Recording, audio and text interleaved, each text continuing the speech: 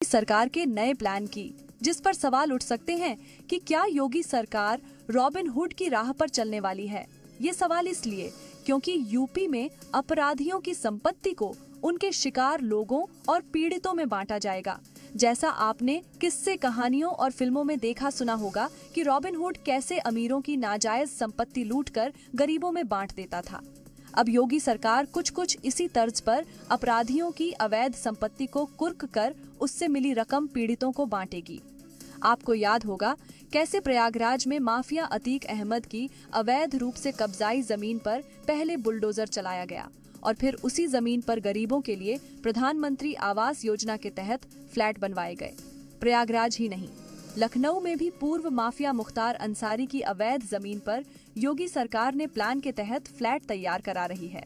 मगर अब बड़े बड़े माफिया के साथ ही उनके मददगारों और छोटे अपराधियों या गैंगस्टर्स की संपत्ति को जब्त कर कुर्की से हुई आय पीड़ितों में बांटी जाएगी। उत्तर प्रदेश की योगी सरकार का ये नया प्लान क्या है वो समझिए। यूपी के डीजीपी ने सभी जिलों के एसएसपी, एसपी और पुलिस कमिश्नर को एसओपी जारी किया है। इसके जरिए पुलिस माफिया और अपराधियों की अपराध से जुटाई संपत्ति जब्त करेगी। फिर कोर्ट के आदेश पर अपराधियों की संपत्ति कुर्क होगी। संपत्ति कुर्की से जो आय होगी वो पीड़ितों को दी जाएगी। अभी तक यूपी सरकार गैंगस्टर एक्ट के तहत ही माफिया की संपत्ति जब्त कर सरकारी आवास बनाकर दे रही थी, मगर अब धारा 107 के तहत गैंगस्टर एक्ट या पीएमएलए एक्ट के बिना भी पुलिस सीधे संपत्ति जब्त कर सकती है। धारा 107 के तहत पुलिस किसी भी अपराधी की संपत्ति को अटैच कर कुर्की करने के लिए सीधे कोर्ट में अर्जी देगी। कोर्ट में पुलिस की तरफ से दी गई अर्जी का संपत्ति मालिक या अपराधी को 14 दिन में जवाब देना होगा।